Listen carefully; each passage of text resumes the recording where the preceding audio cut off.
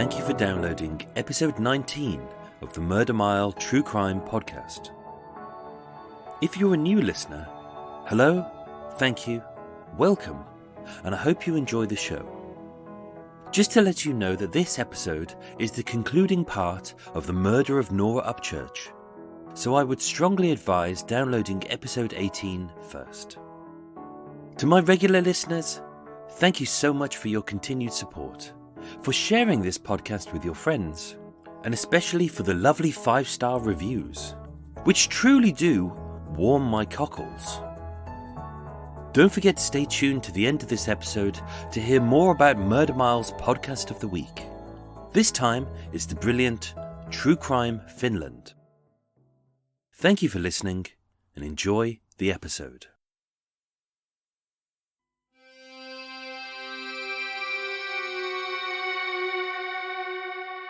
Welcome to Murder Mile, a true crime podcast and audio-guided walk featuring many of London's untold, unsolved and long-forgotten murders, all set within 1 square mile of the West End. Today's episode is the concluding part of the murder of Norah Upchurch, a West End prostitute who was found strangled in a locked and empty shop by Frederick Field, a local handyman whose detailed description of her supposed killer ultimately led the police to their chief suspect, himself. Murder Mile contains grisly descriptions which may offend, as well as realistic sounds, so that no matter where you listen to this podcast, you'll feel like you're actually there. My name is Michael, I am your tour guide, and this is Murder Mile. Episode 19, Norah Upchurch and her lonely death in the empty shop, Part 2.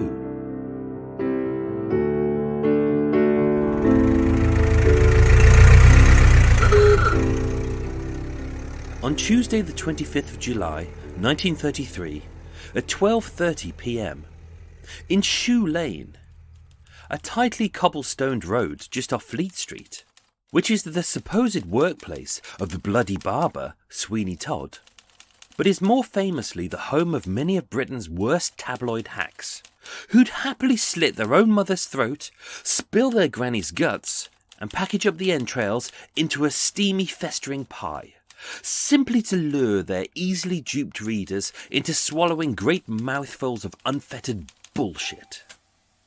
Here, a man paced nervously back and forth, his black scuffed shoes almost wearing a hole in the pavement, the rough calloused fingers of his trembling hands shaking as he chain-smoked another cigarette. And although he didn't look like a journalist, being just 5'7" tall, 10 stone in weight, with odd little elf-like ears, hollow brown eyes, a large bulbous nose, ruffled brown hair, and was dressed in a tatty dark suit, he looked out of place among the throng of typists, scribblers and fingersmiths, and more at home on a building site, a factory, or renovating an empty shop. And yet the deep dark secret he had held on to for almost 2 years would be front page news for weeks to come. With a deep breath and a determined nod, the man stubbed out his cigarette, turned on his heels, and having made a life-changing decision which would ultimately lead to his grisly death, he walked into the London offices of the right-wing tabloid newspaper, The Daily Sketch, and asked for Mr. Lever, a senior reporter he had met just 2 years before, when the nervous man was the principal witness in the unsolved murder trial of a 20-year-old West End prostitute who had died in the dark passage of an empty shop. Tentatively greeting the nervous man with a vague smile and a distant handshake, senior reporter Mr. Lever inquired, "So tell me, what's this all about?" To which the man gulped, his saliva unable to swallow back the words which for so long had been stuck in his throat, and muttered, "Well, I did it." Mr. Lever's eyes widened, an eyebrow raised, with a nervous grin which crinkled the sides of his mouth, and casually asked, "You mean you killed Norah Upchurch?" The man replied, "Yes." His name was Frederick Field, and 3 years later, he would be dead.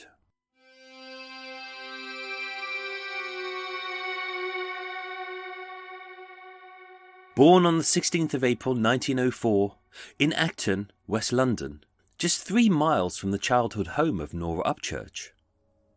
Although poor, Frederick Herbert Charles Field was a spoiled brat and a habitual liar, who was born to a strict disciplinarian father, who ruled his brood with an iron rod, a drunken fist, and an ever-thrashing leather belt, and a mollycoddling mother, whose son, in her eyes, was a blameless angel.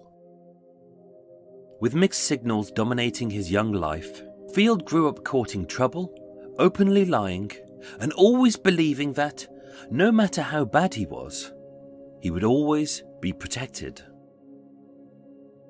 Being disinterested and distracted, Field left school age 14 with few qualifications.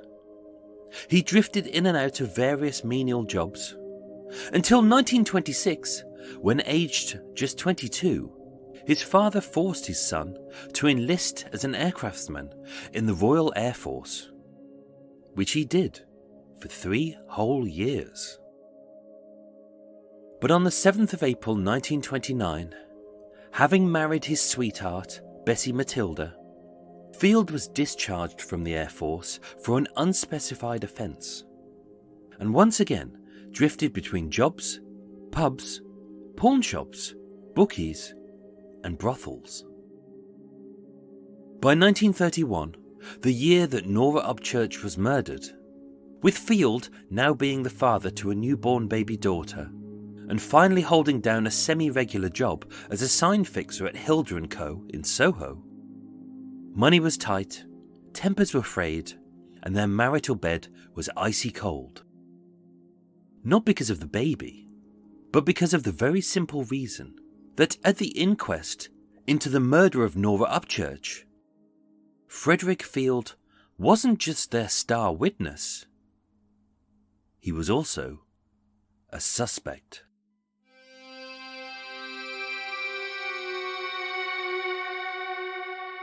On Friday the 20th of July 1933, 5 days prior to his confession, Field had lost his employment with Hilder & Co., and he was hungry, desperate and broke. But it wasn't the shame, the guilt, or even the horror at having strangled Norah to death and having deprived her 3-year-old daughter of a mother, which had driven him to confess. It was money and fame. Before he would talk, Field demanded full payment up front, his family's safety assured, a front page spread with his photo, and the daily sketch to fully fund his legal defence. When Mr. Lever said no, he wanted to hear the story first. After a whole second of thought, Field cracked and began to spill every sordid detail. At 10:30 p.m. that evening, at the Marlborough Street police station, Frederick Field made a full confession to Superintendent George Cornish. It went roughly like this. On Tuesday the 29th of September 1931, at exactly 1:40 p.m, Field left Hilder & Co. at 23 Great Pulteney Street to remove the 2 let signs from 173 to 177 Shaftesbury Avenue, having collected the keys of Miss Keenan at Perrine Ball first. We know this as a fact. At 2 p.m, having handed the only set of keys to the premises to an unidentified man in a +4 suit who had duped him using a false work order and lured him with the offer of future employment. They agreed to meet later that evening. Only Field can verify this as a fact, as neither the +4's man nor the keys were ever seen again. At 5 p.m. that evening, Field headed home to 148 Clencham Lane in Sutton, South London, his squalid basement flat which he shared with his wife, baby daughter, brother-in-law and mother, arriving at roughly 6:30 p.m. With very little time to spare, Field ate his dinner, washed and dressed in his best suit. Leaving home at 7:30 p.m, Field arrived at Piccadilly Circus tube station by 9 p.m. for his ill-fated meeting with the +4's man, who oddly had forgotten the keys to 177 Shaftesbury Avenue. And although he promised to return in just 10 minutes, having handed Field £2, which is roughly £140 in today's money, for materials to start the job, Field waited for him in the St James's Tavern on the corner of Great Windmill Street and Denham Street. But strangely, he never returned. Now, whether we choose to believe Field's story about the +4's man is irrelevant, as even if every word of his confession so far is a complete and utter lie, it is vital to excavating the truth, as it is right here, from this point onwards, that Fields takes us closer to what may actually have happened that night. So take a deep breath and let's begin. Dressed in his best suit for a meeting which didn't happen, and being at a loose end, Field dawdled around the West End for an hour, until at 12:25 p.m, as he was strolling down Bear Street, a side street just off Leicester Square, he was beckoned forth by a petite, pretty brunette with bobbed hair, who was soliciting for sex. She wore a green two-piece suit, black gloves, stockings and shoes, a black leather handbag, a green felt hat and a green felt belt. They had never met before, and he never asked her name, but this was Norah Upchurch. Having procured sex workers' services many times before, Field bartered briefly with Norah outside of No. 7 Bear Street and invited her back to his place at 177 Shaftesbury Avenue. Unlocking the glass-fronted, dark wooden door with his keys, Field escorted Norah along the dark-lit passageway, past the partition wall, and turned right into the back room of the empty shop. Being pitch black and barely illuminated by the streetlights outside, with no bed, sofa, sheets or soft furnishings of any kind, Field asked Norah to lay down on the cold stone floor. Rightly, not wanting to ruin her pretty dress, dirty her hair, or scuff her black-heeled shoes, Norah said no, which left them at a bit of a sexual impasse. Field inquired, "Well, what are you going to do then?" To which Norah, not wanting to pass up a few pounds and thinking on her feet, placed a few scattered pages of newspaper on the floor, and dropping to her knees, in her best East End slang, she said, "I'm gonna gam you," and she proceeded to fillet his floppy penis. According to his own confession, he didn't want a blowjob, and he didn't ask for a blowjob. In fact, he didn't want sex with Norah at all.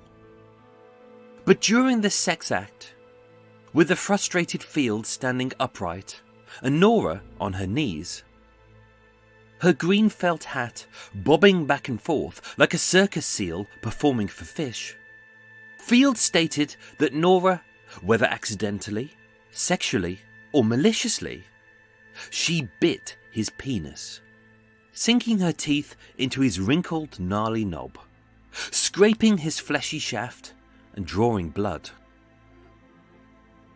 Of course, by the time of this confession, a full month later, those teeth marks on his bloodied manhood had healed. But that evening, in the pitch-black back room of 177 Shaftesbury Avenue, as he stood over Norah, Field saw red. Not just on her lips, not just on his penis, but in his eyes. And as his rage grew, in his right hand he gripped Norah around the throat, squeezing tightly, trapping her airway, until a few seconds later, her body went limp and she slumped to the floor. In Field's own words, he would state, "I knew something was seriously wrong when she fell back. I lost control of myself. I can't remember exactly what happened afterwards." But then again, the crime scene evidence tells us exactly what happened next. As lying unconscious on the floor, Field clawed at Norah's vests, shredding the slight material from her breast to her navel. And ripping apart her white silk jumper, he rolled it into a ball and forced the makeshift gag into her mouth, suffocating her as he gripped both ends of her green felt belt, strangling her until her body had stopped struggling, her legs had stopped twitching, her lungs had stopped breathing, and Norah Upchurch was dead. Before locking up and leaving her body lying in the cold, empty shop for 3 days, Field states he took Norah's black leather handbag, which contained 4 £1 notes, a set of keys, a small ring, and a packet of French letters, which is slang for condoms. At Leicester Square tube station, he boarded the Northern Line train, taking it to the end of the line at Morden. He hopped on a bus to the Rose Hill estate and into a dark hedge by the Sutton bypass. He threw Norah's black handbag and the keys to the shop. Field arrived home at 11:45 p.m, as witnessed by his wife, Bessie. Over the next 2 days, Field returned to his regular work duties, as if nothing had happened, with no mention of the missing keys, the +4's man, or the strangled body of Norah Upchurch. But on Thursday the 1st of October, just 2 days later, a plumber at Hilder & Co. called William Thomas Finley, who was assigned to fix a leaky pipe at 177 Shaftesbury Avenue, was struggling to find the keys. They weren't at Hilder & Co., they weren't returned to Perry & Ball, and just 2 days before, both keys were signed for by Frederick Field, and both were currently missing. Which brings us right back to where this story began. As on Friday the 2nd of October 1931, at roughly 10 a.m, having been chastised by Miss Keenan at Perry & Ball for handing over the only set of keys to a mysterious man in a +4 suit who was holding a clearly falsified work order, Douglas W.L. Bartram and his shamed workmate Frederick Field, using an iron hammer and a chisel, forced entry at the rear of 177 Shaftesbury Avenue, planning to remove the 2 lead signs, to fix the leaky pipe, and await the arrival of a locksmith to secure the property. And it is at that very moment that Field, shaking, trembling and frightened, discovered the body of Norah Upchurch. That was the confession of Frederick Field, as made on Tuesday the 25th of July 1933 at 12:30 p.m.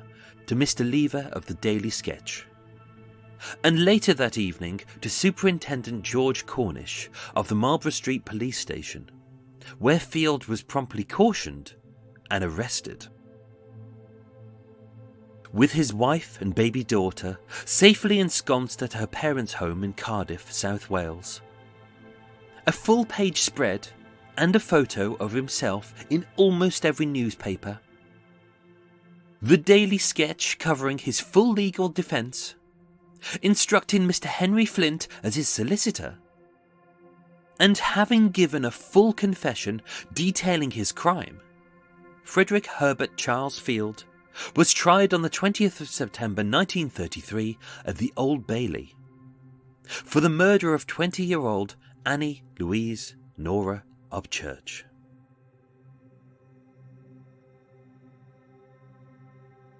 But can Frederick Field's confession to the Daily Sketch, or even the police, be trusted? At the original inquest into the murder of Norah Upchurch on Thursday the 19th of November 1931, at which Field was both the star witness and a prime suspect, Coroner Mr. Ingleby Oddie, upon hearing Field's baffling statement about the missing keys, the +4's man, and his shocking discovery of Norah's body, Mr. Oddie made it clear to the jury that they were entitled to either accept his evidence as fact or not, stating, "You might express disbelief in his story, but at the same time you might as well record a verdict against some person or persons unknown." And presented with no concrete evidence, the jury did as they were told, which is why they declared the murder of Norah Upchurch as unsolved.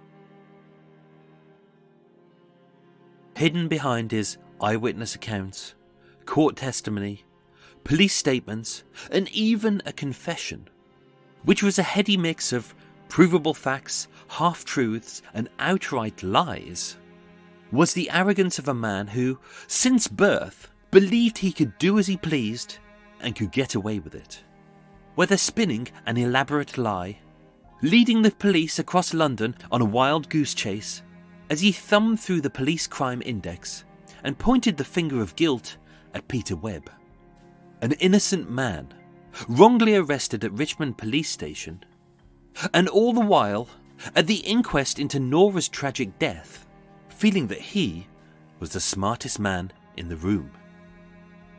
Later stating, "I was pitting my brains against the coroner and the police, and I won." As with arrogant relish, he added, "One thing that annoyed me all the time is the realisation that, although I committed the murder and got away with it, the people I wanted to prove this to didn't know it. But they do now." Never once showing an ounce of remorse for the murder, for Norah, or her now orphaned child, Marjorie. The Metropolitan Police first suspected Field on the day that Norah's body was found. As so rare is this occurrence, that anyone who finds a corpse is instantly the prime suspect. But also because, having met this mysterious +4's man for just 10 minutes, a full 3 days later, and after the emotional shock of having discovered a dead body, Field gave the police a remarkably detailed description of this man, stating that he was aged about 30, 6 foot 1 inches tall, tan complexion, mousy hair cropped short at the back and sides, with a mousy coloured thin moustache with a gap in the middle, a gold tooth in his upper right jaw. He was of medium build with square shoulders, was well spoken, and was dressed in a biscuit or beige coloured +4 suit with a 2-inch square pattern. He wore a gingery brown tweed cap and a gold watch on a leather strap on his left wrist, and he looked like a well-to-do man who was a native of London. And yet, just days later, when Field was volunteering his spare time to patrol the West End with the police to find this madman, his description had been refined to age 22, 6 foot 3, medium complexion, greyish brown eyes, light brown hair, rather long face, broad shoulders, and he was dressed in a dark grey lounge suit with a double-breasted waistcoat.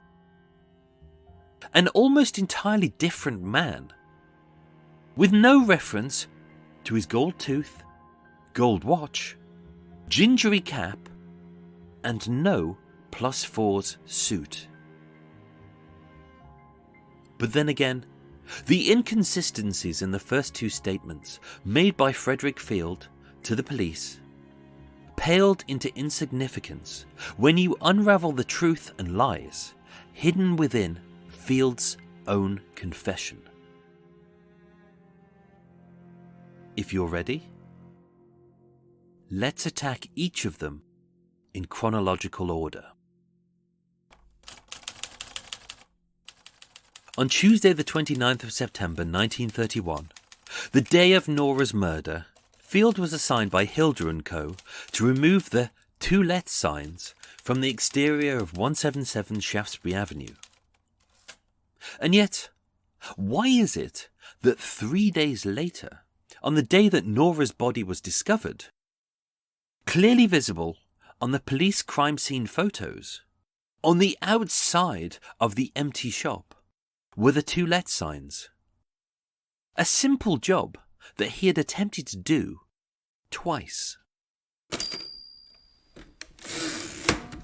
That day, having met the mysterious +4's man inside 177 Shaftesbury Avenue, in broad daylight, during which they'd briefly discussed the future lighting layout for the shop, why would Field, who was a trained electrician, choose to meet a prospective client at night in a dark building with no lights? And why, at 9:20 p.m, having waited 20 minutes for the forgetful +4's man, did Field over the next hour, during which he was at a loose end, why did he not go back to 177 Shaftesbury Avenue, where he knew the +4's man had gone to get the keys for, and would eventually arrive? Given that the +4's man was Field's alibi for the missing keys, and that these keys were the only way that Norah's killer could have entered or exited the empty shop, why is his alibi so full of holes? Is he merely misremembering these details? Or is this a desperate lie he's making up on the spot? Which brings us to the night of the murder. At 10:25 p.m, Field states he met Norah Upchurch in Bear Street, just off Leicester Square, and having procured her services for sex, he invited her back to what he referred to as his place. And yet, on the first floor of number 7 Bear Street, right where they had met, Norah had a rented flat, which she used to entertain her customers. So why would she go with him to Shaftesbury Avenue? Upon entering the empty shop at 177 Shaftesbury Avenue, Field states that he and Norah walked through the passageway and into the dark and dusty back room, where supposedly the sex act and her strangulation took place. But if the evidence shows us that they shared a cigarette by the doorway, and having strangled her in front of the glass-fronted door, Field then dragged her unconscious body by the legs 10 feet up the passageway, why would he make such an arbitrary change to the location of the murder, when there is no evidence of anyone or any assault in the back room? Field states that his impulse to kill was provoked when she had bitten his penis, a bizarre claim which is impossible to prove or refute, as by the time he had made this confession, these bite marks had supposedly healed. But then again, why would a professional prostitute, who had performed oral sex hundreds, if not thousands of times before, why would she deliberately or accidentally injure his penis and draw blood? Having lashed out in anger, Field claims he strangled Norah with his right hand until she passed out. But why would he admit this when the autopsy clearly confirms that she was brutally garroted using her own green felt belt? And around her neck, there were no finger marks.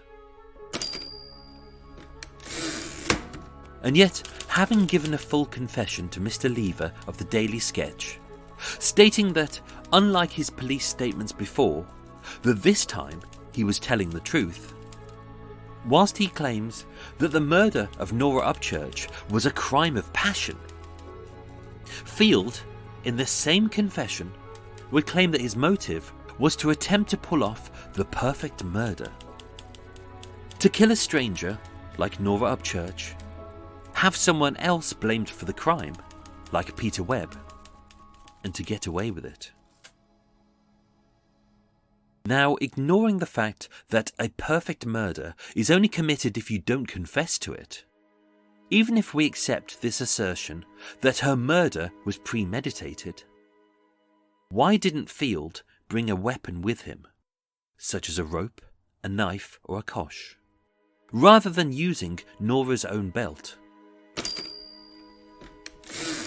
And why, rather than relying on the bizarre story of the +4s man as an alibi, a man who was never identified and probably never existed, why didn't Field simply return the keys to Perry and Ball, having first made a copy for himself?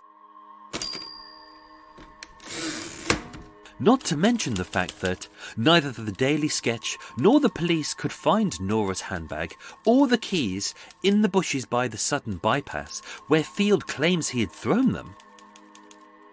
Why is it that the day after the murder, Bessie, Field's wife, had seen Field place on the bedside dresser £2 in notes and a few coins in silver, even though he had told her he was broke and he wouldn't be paid until the following Saturday? Which brings us to the two most important inconsistencies in Field's confession. If Field gave the +4s man the only set of keys to the empty shop, how did both he and Norah Upchurch unlock the glass-fronted door and enter 177 Shaftesbury Avenue? And that evening at 8 p.m, with Norah Upchurch having paid the rent on her first floor flat at number 7 Bear Street, and having purchased a 4-pack of condoms, leaving her with 4 £1 notes, how is it that Field knows the exact contents of her black leather handbag, which, just like the keys, were never found?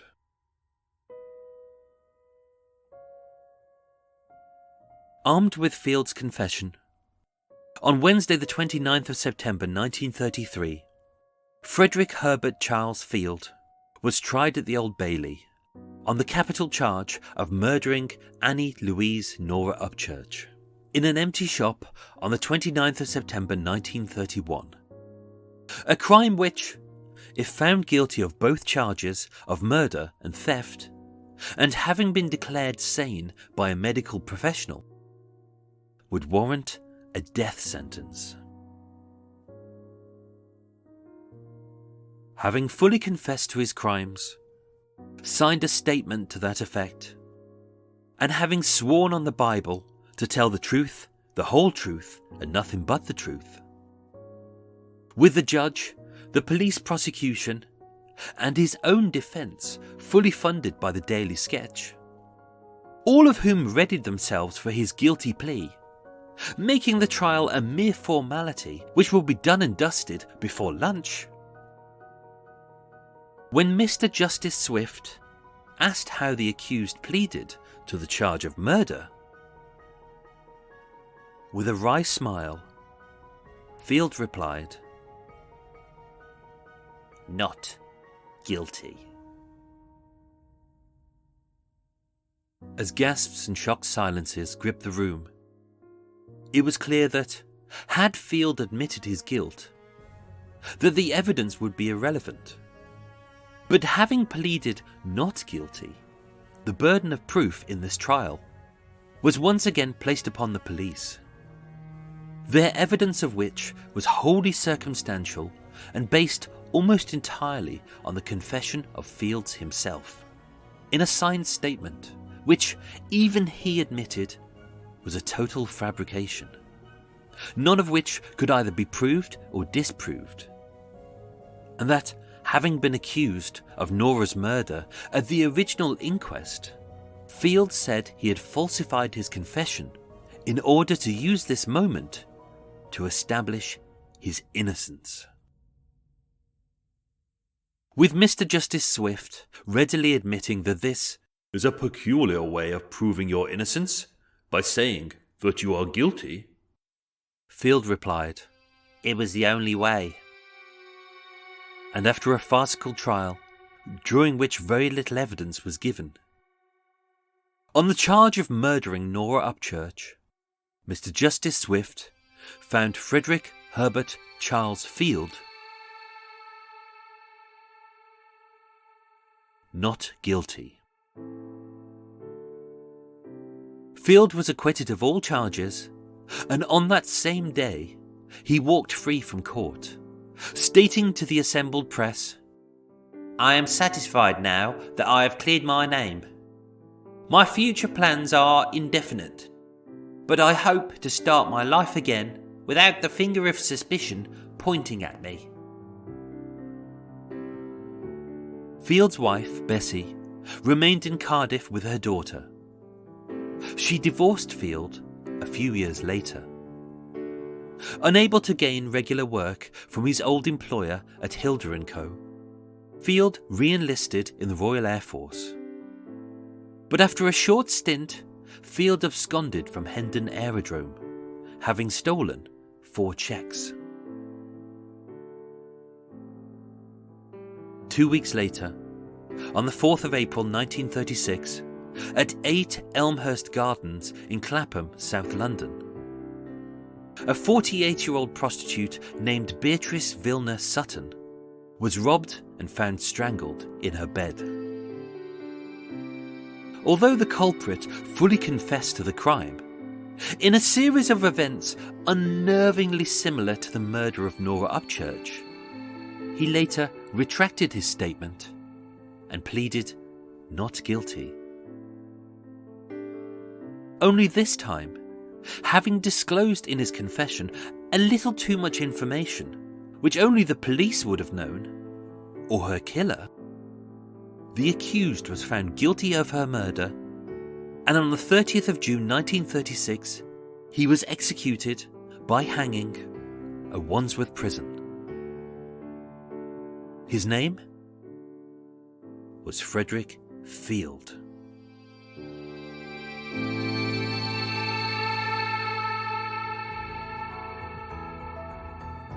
Ladies and gentlemen, thank you so much for listening to Murder Mile. If you're on the search for a nice new true crime podcast, then this week's treat is the fantastic True Crime Finland, in which our amazing host, Mina, takes us on a grisly tour of the land of the midnight sun. A country as strange, dark and sinister as the serial killers and murderers it has produced.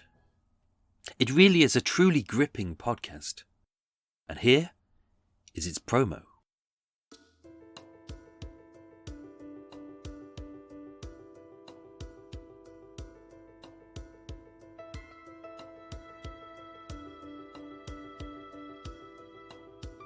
Hi, this is Minna from True Crime Finland. Finland, so peaceful and safe. There isn't even any crime there, right? Wrong. Join me every 2 weeks in discovering the dark side of the land of 1,000 lakes. Everything from human trafficking and Ponzi schemes to double homicide and child abuse. From the forgotten and lesser known to the legendary and infamous Finnish cases, the podcast will be sure to offer something for everyone. You can find True Crime Finland on iTunes, Pocket Casts, Podcast Addict, or wherever you get your podcasts.